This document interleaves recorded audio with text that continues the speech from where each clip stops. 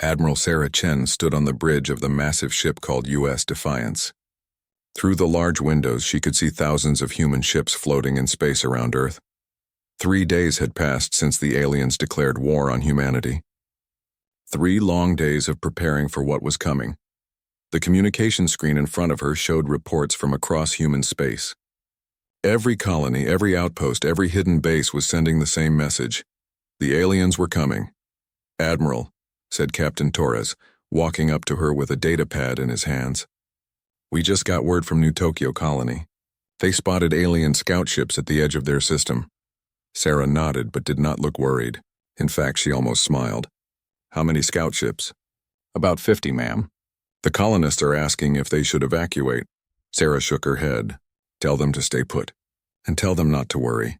Captain Torres looked confused. "But Admiral, the aliens have millions of ships. Our intelligence says they're bringing their entire fleet." This time Sarah did smile. She turned away from the window and looked at the young captain. "Torres, how long have you been in the human fleet?" 5 years, ma'am." "And in those 5 years, how many war games have you participated in?" Torres thought for a moment. "Maybe 100. We run combat simulations almost every week." "And how many real wars have you fought?" "None, ma'am. There haven't been any wars for thousands of years." Sarah walked over to her command chair and sat down. "That's where you're wrong, Captain.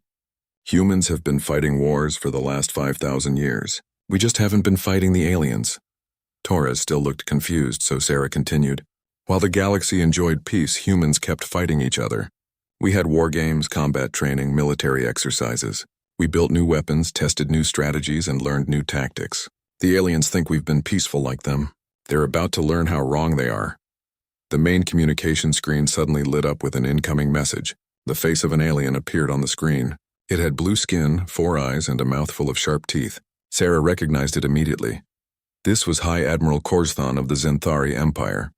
"Humans of Earth," the alien said in a voice that tried to sound threatening. "I am High Admiral Korzthan. I speak for the Galactic Council.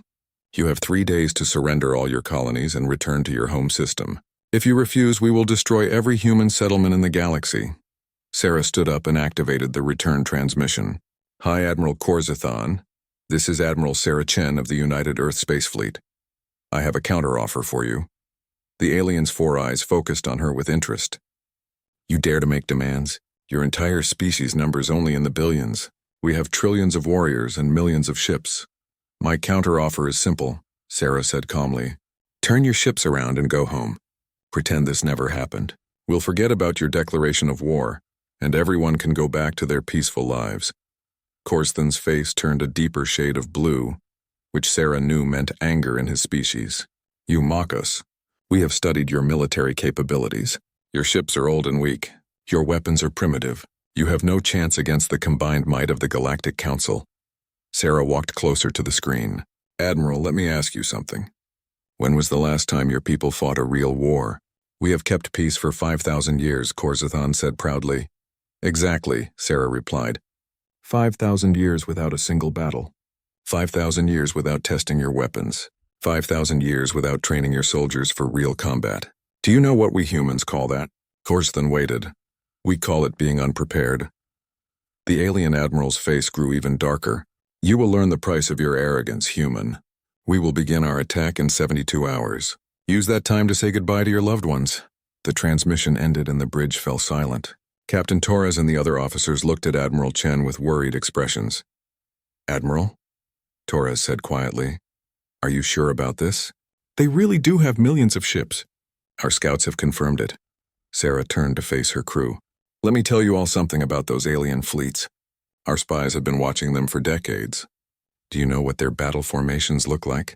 She activated a holographic display that showed alien ship movements. They fly in straight lines. They attack in predictable patterns. They use the same tactics their great-great-grandfathers used 5,000 years ago. They haven't changed or improved because they haven't needed to. Sarah switched the display to show human ships. "Now look at our formations. Look at our tactics. We change them every month. We test new ideas every week. We've been preparing for this war for our entire history." Commander Johnson, the ship's tactical officer, raised his hand. "What about their numbers, Admiral? Even with better tactics, they still outnumber us badly." Sarah's smile grew wider. Johnson, how many human ships do you think we have? The official records say about 50,000 combat vessels, ma'am. Those are the ships everyone knows about, Sarah said. Those are the ships we've registered with the Galactic Council. Those are the ships that visit alien ports and trade with alien merchants. She paused and looked around the bridge. But how many merchant ships do we have? How many exploration vessels? How many civilian craft flying around the galaxy? Understanding began to dawn on the faces of her officers. Torres spoke first. You mean, the civilian ships aren't really civilian? Every human ship built in the last 1,000 years has been designed to convert to military use in less than 6 hours, Sarah explained. Every merchant vessel carries hidden weapons. Every exploration ship has military-grade shields and engines. Every human in space has been trained in combat operations. She activated another display showing the true size of the human fleet. The numbers made several officers gasp. We don't have 50,000 combat ships, Sarah said. We have over 2 million. And unlike the aliens, every single one of our ships is equipped with technology they've never seen before. Communications Officer Williams looked up from her station. Admiral, we're receiving reports from all human colonies. They're ready for the alien attack. What about the hidden bases? Sarah asked. All operational, ma'am. The aliens don't even know they exist. Sarah nodded with satisfaction. While the aliens had spent 5,000 years in peace, humans had spent that time building secret military installations throughout the galaxy, asteroid bases, hidden stations in empty space, underground facilities on uninhabited planets. The aliens thought they knew where all the human settlements were. They were wrong about that too. Ma'am, said Captain Torres, there's something I don't understand. If we're this prepared, why are we letting them attack first? Why not strike while they're still organizing their fleets? Sarah walked back to the large windows and looked out at the stars. Because, Captain, we're not the aggressors here. They declared war on us. They're the ones making the mistake. When this is over, the galaxy needs to remember who started this fight and who ended it. She turned back to her crew. Besides, it's going to be much more educational for them if they attack first. They need to learn what happens when you threaten humanity, and the best way to learn that lesson is to experience it firsthand. Admiral Chen sat back down in her command chair and activated the fleet-wide communication system. Her voice would now reach every human ship, base, and colony in the galaxy. All units, this is Admiral Chen. The aliens have 72 hours to reach their attack positions. Use that time to complete all preparations. Remember your training. Trust your equipment. And remember that we've been ready for this fight since before any of us were born. She paused for a moment, then continued. In 3 days, the galaxy is going to learn something very important about humanity. They're going to learn that peace is not the same thing as weakness. Chen out. As the communication ended, Admiral Chen looked out at the stars again. Somewhere out there, millions of alien ships were moving toward human space, confident in their victory. She almost felt sorry for them, almost. Commander Yuki Tanaka sat in the captain's chair of the UES Yamato, watching the empty space around New Kyoto Colony. The planet below looked peaceful, with its green continents and blue oceans. But Yuki knew that peace was about to end. Commander, said Lieutenant Park from the sensor station, I'm detecting hyperspace signatures, lots of them. How many? Yuki asked calmly. It's hard to tell exactly, but it looks like over 300,000 ships, ma'am. The bridge crew tensed up, but Yuki just nodded. Right on schedule. The Zenthari Empire's third fleet, just like intelligence predicted. The space around New Kyoto suddenly filled with alien ships. They appeared in perfect formation, spread out in neat rows that stretched for thousands of kilometers. It was an impressive sight, the largest fleet most humans had ever seen. Yuki activated the communication system. Zenthari vessels, this is Commander Tanaka of the United Earth Space Fleet. You are trespassing in human space. Please turn around and go home before this gets embarrassing for everyone. The response came quickly. High Admiral Korzathan's face appeared on the main screen, his blue skin darker than usual with anger. Commander Tanaka, you are surrounded by the full might of the Zenthari Empire. We have 300,000 ships. You have... He paused, obviously counting the human vessels. You have 12 ships. Surrender now and we will make your death quick. Yuki looked around her bridge at her crew of 20 humans. Each of them had trained for this moment their entire careers. Each of them knew exactly what to do. Admiral Korzathan, Yuki said politely, I appreciate the offer, but I'm afraid we're going to have to decline. You see, we've been looking forward to this fight for a very long time. The alien admiral's four eyes widened in disbelief. You're insane! Even if your ships were equal to ours, which they are not, you are outnumbered 25,000 to 1. Those are pretty good odds, Yuki replied with a smile. For us, I mean. Korzthan sputtered with rage. Attack! Destroy these foolish humans! The Zenthari fleet began to move forward in the same formation they had used for thousands of years. Massive battleships in the center, smaller cruisers on the flanks, fighters swarming around the edges. It was textbook alien military doctrine, and exactly what the humans had been expecting. Ma'am, said Lieutenant Chen from the tactical station, they're using Formation Delta 7. Should I activate the countermeasures we designed for that pattern? Not yet, Yuki said. Let them get closer. I want to make sure they're fully committed to this attack. The alien ships continued their advance, firing their energy weapons as soon as they came within range. Bright beams of red and blue light streaked through space toward the human vessels. Shields, at full power, reported Lieutenant Park. All shots are missing us by several kilometers. Yuki wasn't surprised. The alien weapons were designed for fighting other aliens who used predictable movement patterns. Human ships, on the other hand, moved in ways that seemed random but were actually carefully calculated to avoid enemy fire. Ma'am, said Chen, the enemy fleet is now within optimal range. Excellent, Yuki replied. Begin Phase 1. Lieutenant Park pressed a series of buttons on her console, activating adaptive camouflage. To the aliens, it looked like the human ships simply vanished. One moment there were 12 human vessels floating in space, and the next moment there was nothing but empty darkness. On the Zenthari flagship, alarms began sounding. Admiral, shouted an alien officer. The human ships have disappeared. Impossible, Korzthan yelled. Ships cannot just disappear. Find them.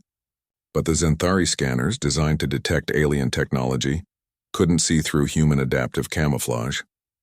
As far as their instruments could tell, the human ships had simply stopped existing.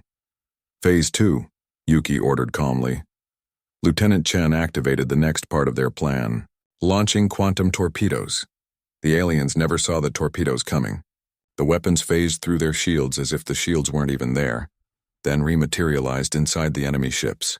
The explosions were precise and controlled, enough to disable the vessels but not enough to kill the crews. In the span of 30 seconds, over 50,000 Zenthari ships suddenly lost power and began drifting helplessly through space. What's happening? Korzthan screamed at his officers. How are they attacking us? Unknown, Admiral, came the reply. Our shields are holding, but something is getting through them. Phase 3, Yuki said quietly. This time, Lieutenant Rodriguez at the drone control station activated his equipment, releasing swarm drones. Thousands of tiny human drones, each no bigger than a baseball, emerged from the invisible human ships. To the alien sensors, they looked like space debris, small chunks of metal floating harmlessly through the void. The drones drifted toward the alien fleet, ignored by the Zenthari gunners who were still trying to find the human ships. Only when the drones reached their targets did they activate their real function. Each drone attached itself to a Zenthari ship and began releasing a special electromagnetic pulse. Within minutes, every alien vessel in the area had lost its weapons, engines, and communication systems. Admiral, an alien officer reported in panic, we're losing ships faster than we can count them. Over half our fleet is disabled. Korzthan stared at his tactical display in horror. His massive fleet, the pride of the Zenthari Empire, was being destroyed by an enemy he couldn't even see. Fall back, he ordered. All ships retreat immediately. But it was too late. The human ships reappeared around the alien fleet, no longer needing their camouflage. Yuki's voice came through on all Zenthari communication channels. Admiral Korzthan, this is your final warning. Order your remaining ships to power down their weapons and prepare to be escorted out of human space. If you do not comply in the next 60 seconds, we will be forced to disable the rest of your fleet. How? Korzthan asked, his voice barely a whisper. How is this possible? It's simple, Yuki replied. While your people spent 5,000 years in peace, we spent 5,000 years preparing for war. Your tactics haven't changed since your great-great-grandfathers used them. Your technology is the same as it was 1,000 years ago, but we've been improving, adapting, and innovating. She paused to let that sink in. Your ships are designed to fight enemies who follow the same rules you do. We don't follow those rules. On the tactical display, Corsthan could see that less than 50,000 of his ships were still operational. The humans had disabled over 250,000 vessels in less than 15 minutes. You could have destroyed us all, he said slowly. Why didn't you? Because we're not monsters, Yuki replied. We don't want to kill anyone. We just want you to leave our space and never come back. Corsthan looked around his bridge at his terrified crew. Every one of them was staring at him, waiting for his decision. All ships, he said finally, power down weapons. Prepare for escort out of the system. As the remaining Xanthari ships shut down their weapons, Yuki allowed herself a small smile. The first engagement was over, and it had gone exactly as planned.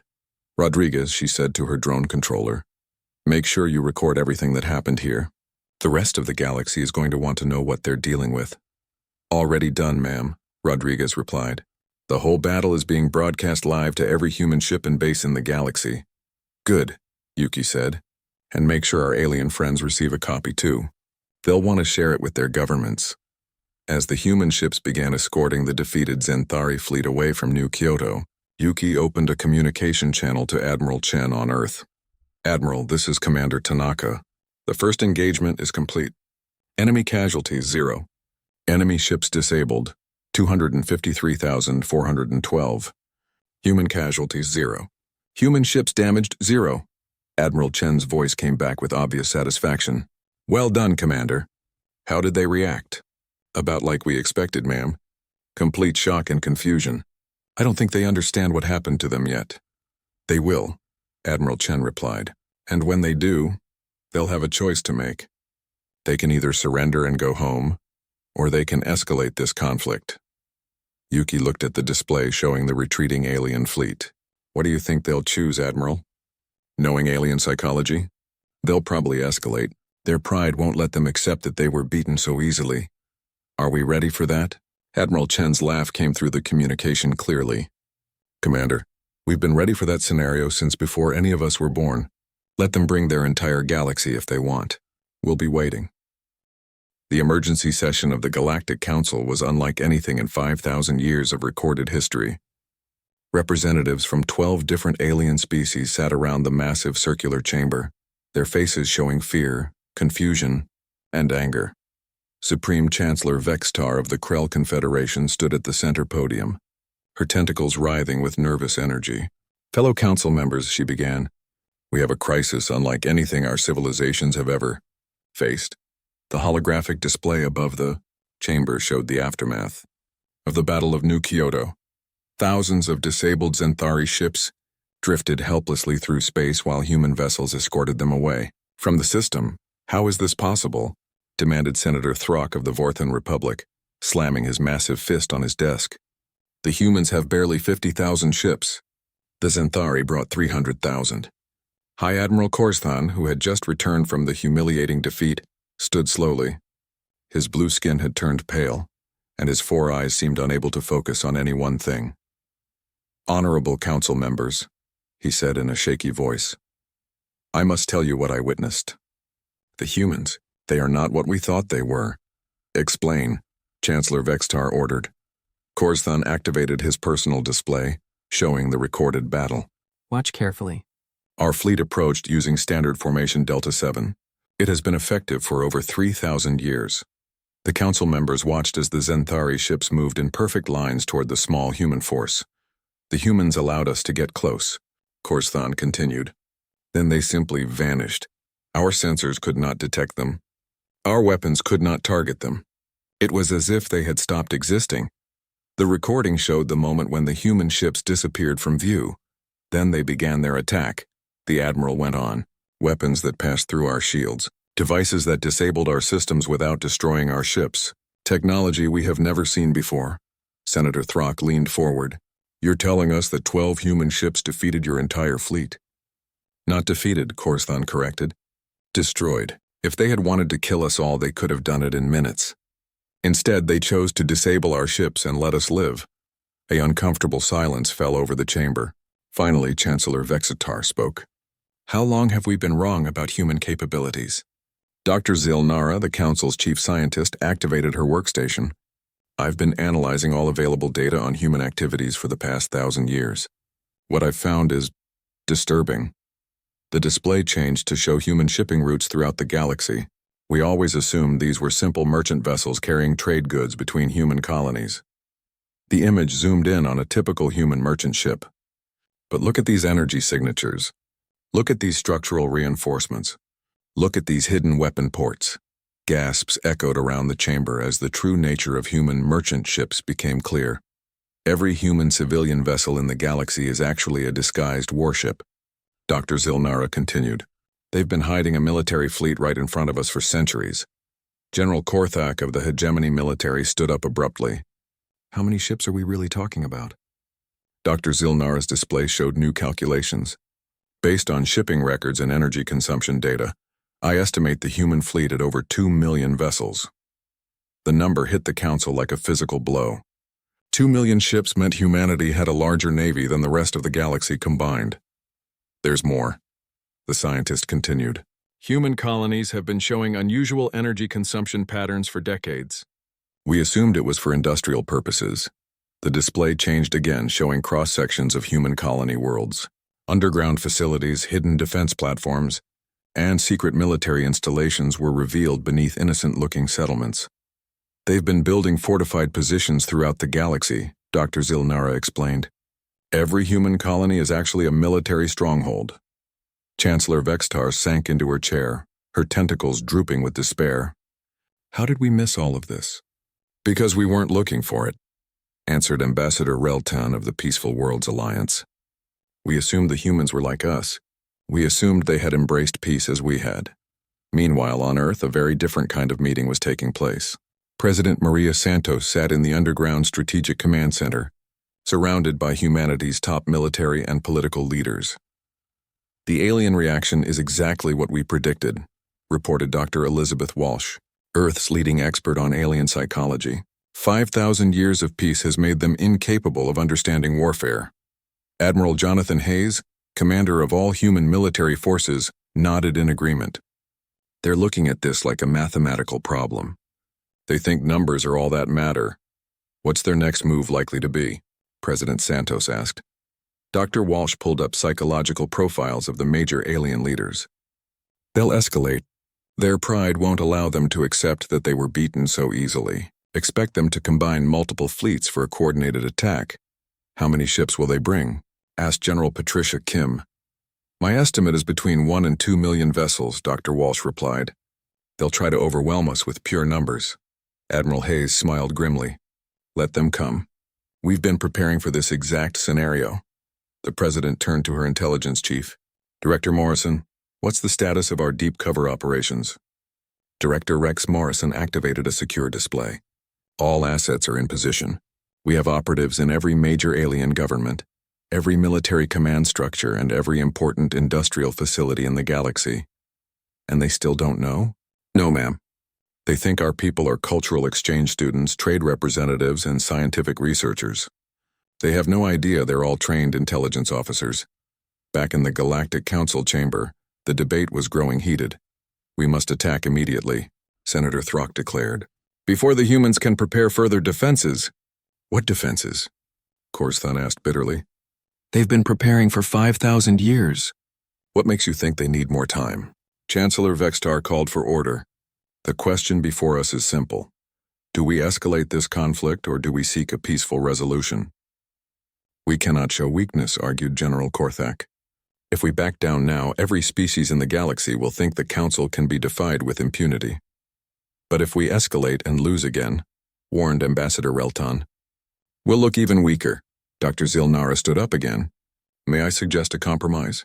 We should combine the fleets of multiple Council members for a coordinated assault. The humans may have superior technology, but they cannot be everywhere at once. The idea gained quick support. Within hours, the Council had approved a massive military operation. The Krell Confederation and the Vorthon Republic would combine their fleets, nearly 2 million ships, for simultaneous attacks on 3 major human worlds. As the session ended and the alien leaders dispersed to prepare their forces, none of them noticed the small maintenance drone cleaning the chamber. The drone, which looked exactly like standard Council equipment, quietly recorded every word of their planning session. Within minutes, the complete alien battle plan was transmitted to human intelligence. On Earth, Admiral Chen received the intelligence report with satisfaction. "They're going to hit New Tokyo, New Berlin, and New Sydney simultaneously," she told her staff. 2 million ships total. "Should we reinforce those systems?" asked Captain Torres. Admiral Chen shook her head. "No need. Each of those colonies has been preparing for this kind of attack for decades. Besides, it's time we showed the galaxy what human colonies are really capable of." She activated the fleet communication system. "All units, this is Admiral Chen. The aliens are planning their next move. They're bringing 2 million ships this time, thinking that numbers will make the difference." She paused, then continued with a slight smile in her voice. "Let them come. It's time they learned that in war, quality matters more than quantity, and nobody in this galaxy understands quality like humanity does." As the transmission ended, human ships throughout the galaxy began moving into position. The aliens thought they were preparing for a larger version of the same battle they had just fought. They were wrong about that too. Captain Rex Morrison floated in the pilot seat of his stealth ship, Ghost Protocol, watching the massive alien supply convoy move through space ahead of him. 50 cargo vessels escorted by 100 warships, exactly the kind of target his team had been training to hit for years. "Rex," came the voice of Lieutenant Sarah Kim through his earpiece. "I count 150 ships total. Should be an easy job." Rex smiled as he checked his instruments. His ship was completely invisible to alien sensors, and the convoy had no idea he was there. "Remember, people, this is a non-lethal operation. We disable their supplies, not their crews." His team of 12 stealth ships had been trailing this convoy for 3 days, waiting for the perfect moment to strike. The aliens were carrying weapons and ammunition to reinforce their fleets preparing to attack human colonies. "All units, begin Phase 1, Rex ordered. The human ships moved silently through space, approaching the convoy from different angles. Each ship carried specialized equipment designed for exactly this kind of mission. Lieutenant Martinez, piloting Silent Strike, moved toward the convoy's communication array. "Beginning electronic warfare protocol," he reported quietly. Within seconds, every alien ship in the convoy lost contact with the outside galaxy. Their communication systems were jammed by human technology they couldn't even detect. "Phase 2, Rex announced. Lieutenant Kim's ship, Phantom Wing, released a cloud of microscopic nanobots into space. The tiny machines drifted toward the alien cargo vessels and began attaching themselves to the ship's hull. "Nanobots deployed," Kim reported. "Beginning cargo analysis." The nanobots quickly scanned the contents of each cargo ship and transmitted the data back to the human fleet. Food supplies, medical equipment, civilian goods, all mixed in with military hardware. "Good news," Kim announced. "Most of the cargo is non-military. We can disable the weapons without harming the civilian supplies." Rex nodded with satisfaction. This was exactly why human operations were so effective. They took the time to minimize collateral damage Phase 3. He ordered. The stealth ships moved closer to the convoy and began releasing specialized drones. Unlike the combat drones used at New Kyoto, these were designed for precision work. The drones flew directly into the cargo bays of the alien ships, passing through the hull as if it wasn't there. Once inside, they began systematically disabling military equipment while leaving everything else untouched. On the alien flagship, alarms suddenly began sounding. "Admiral Grixtar," shouted a panicked officer. "Our weapon shipments are being destroyed." The alien admiral rushed to the tactical station. "How? I don't see any enemy ships." "Unknown, sir. The weapons are just shutting down." One by one, Admiral Grixtar stared at his displays in confusion. According to his sensors, they were alone in empty space. But somehow their entire military cargo was being systematically disabled. "Should we launch fighters to investigate?" asked his tactical officer. "Investigate what?" Grixtar replied in frustration.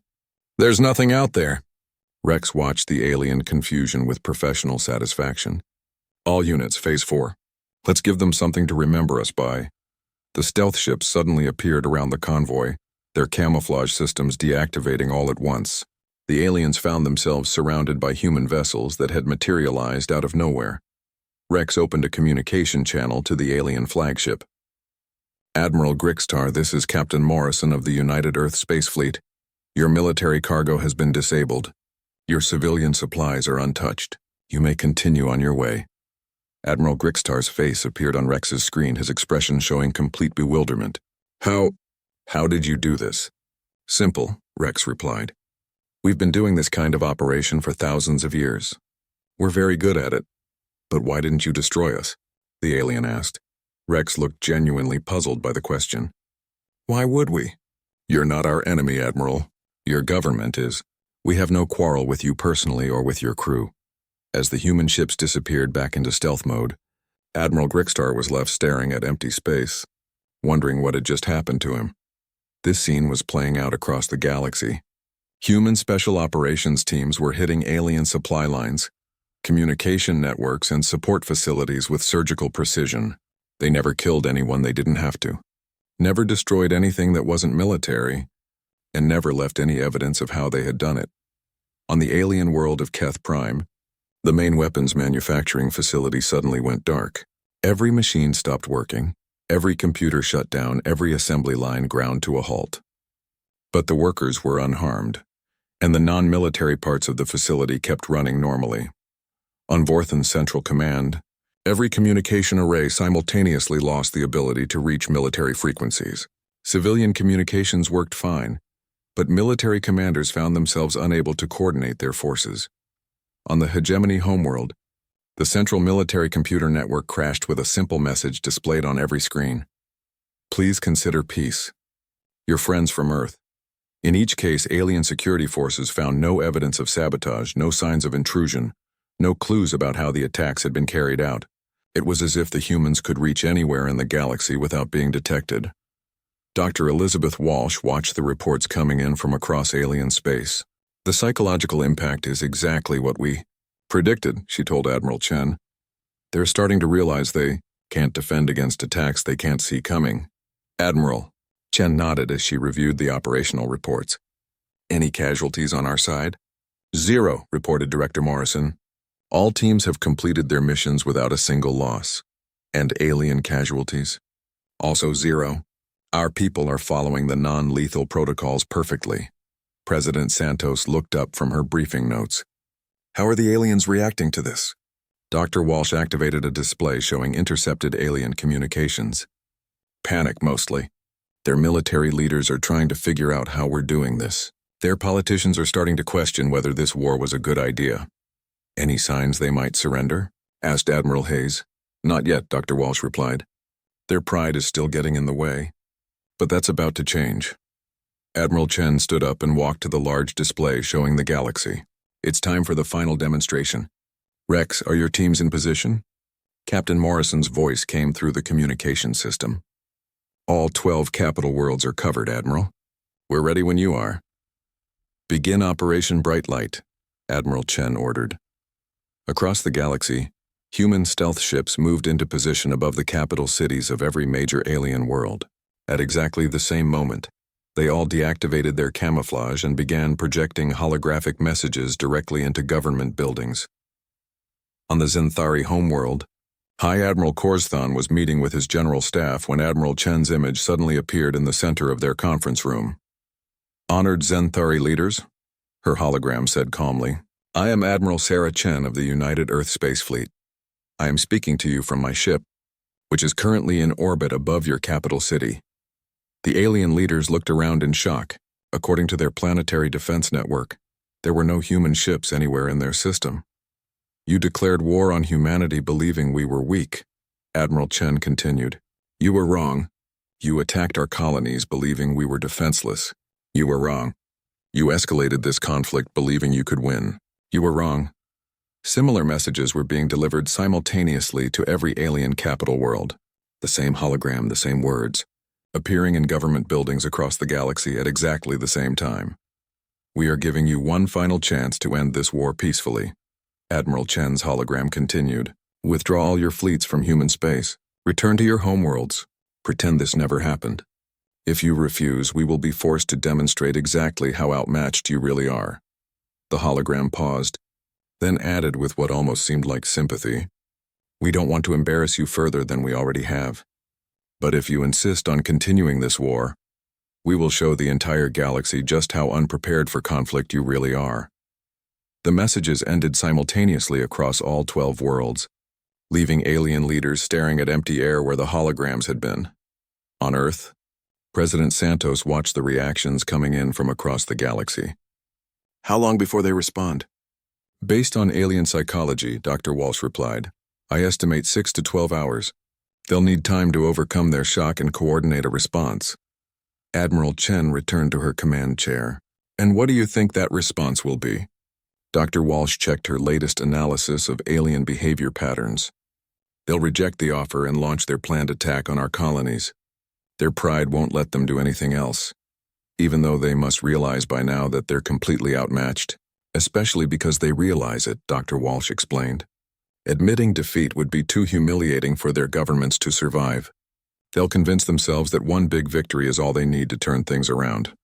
Admiral Chen nodded thoughtfully. Then we'll give them their big battle. But it won't be the kind of victory they're expecting. She activated the fleet communication system one more time. All units, this is Admiral Chen. The aliens have been given their final warning. The emergency transmission from the Galactic Council came exactly 8 hours after Admiral Chen's holographic warning. President Santos and her staff gathered in the Strategic Command Center to hear the alien response. Chancellor Vexitar's image appeared on the main screen, her tentacles writhing with barely controlled rage. Admiral Chen of the humans, she began, the Galactic Council rejects your ultimatum. We will not be intimidated by threats and tricks. She paused dramatically before continuing. In 6 hours, the combined fleets of the Galactic Council will launch simultaneous attacks on your 3 largest colonies. 2 million ships carrying the finest warriors in the galaxy will show you the price of defying the established order. The transmission ended, and the command center fell silent for a moment. Well, President Santos said finally, I guess we have our answer. Admiral Chen stood up and walked to the massive tactical display showing the galaxy. All units, this is Admiral Chen. The aliens have chosen escalation over surrender. Begin Operation Galactic Dawn. Across human space, orders went out to fleets that had been hidden for decades. Secret bases powered up weapons that the aliens had never seen. Ships that had been disguised as civilian craft suddenly revealed their true military nature. But the most dramatic change happened on Earth itself. The planet's surface began to shift and move as massive structures rose from underground. What the aliens had always assumed was a peaceful homeworld was actually the most heavily fortified position in the galaxy. Admiral Chen smiled as she watched the transformation on her tactical display. Rex, how are our special forces positioned? Captain Morrison's voice came through clearly. All teams are in place, Admiral. Every alien fleet, every command ship, every communication relay in their attack formation is covered. Dr. Walsh, what's the status of our psychological warfare preparations? Ready, Admiral. The moment their attack begins, we'll begin broadcasting the demonstration to every inhabited world in the galaxy. President Santos joined Admiral Chen at the tactical display. Are you sure about this approach? We could end this war in minutes with conventional force. Yes, ma'am, but that wouldn't serve our long-term goals, Admiral Chen replied. We don't want to rule the galaxy through fear. We want to create a lasting peace based on understanding and respect. The President nodded. And you believe this demonstration will accomplish that? I believe it will show every species in the galaxy exactly what they're dealing with, Admiral Chen said. Once they understand the true scope of human capabilities, they'll never again make the mistake of thinking war is a viable option. 6 hours later, the alien attack began exactly as predicted. 2 million ships from 6 different species converged on New Tokyo, New Berlin, and New Sydney simultaneously. It was the largest military operation in galactic history. High Admiral Korzthan, commanding 1/3 of the massive fleet, felt confident as his ships approached New Tokyo. This time will be different, he told his officers. This time we have overwhelming numbers. But as his fleet dropped out of hyperspace, something was clearly wrong. The human colony that should have been defended by a handful of ships was instead surrounded by thousands of human vessels. Admiral, his tactical officer reported in confusion, I'm reading over 50,000 human ships in this system alone. Korzthan's confidence wavered. That's impossible. Intelligence said the humans only have 50,000 ships total. On his communication screen, Commander Tanaka's face appeared with a familiar smile. Hello again, Admiral Korzthan. I see you brought more friends this time.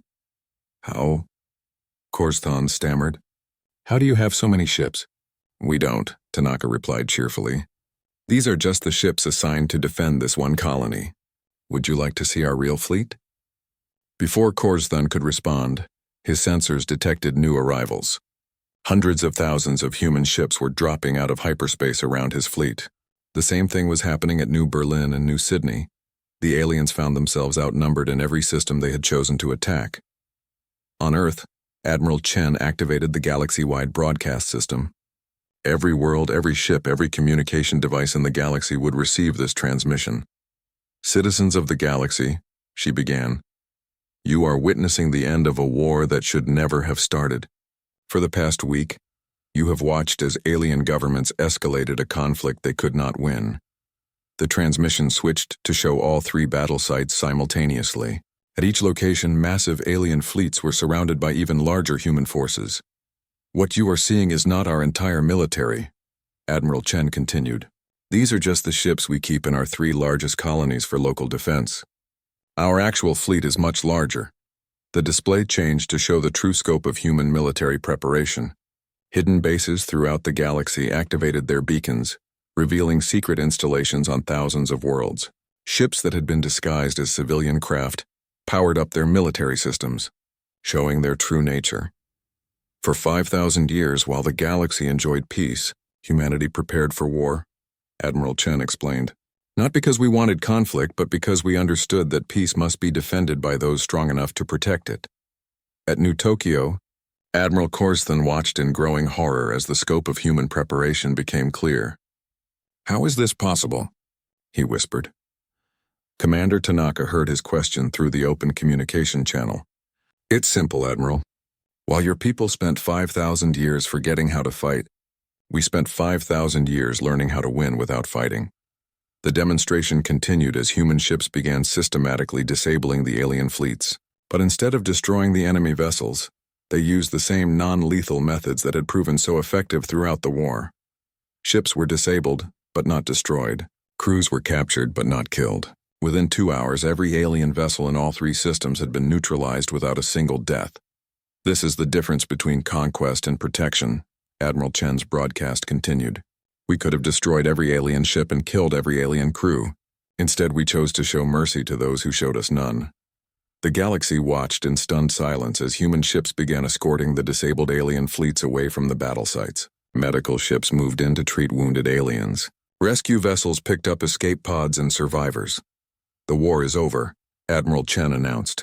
Not because we destroyed our enemies, but because we proved that violence is not the answer to galactic problems. On the Zenthari homeworld, High Admiral Korzthun sat in his command chair as his ship was escorted away from New Tokyo. A human communication came through from Commander Tanaka. Admiral, I want you to know that your crew will be treated well during your return journey. We're providing medical care for your wounded and food for your hungry. Why? Korzthun asked, his voice barely audible.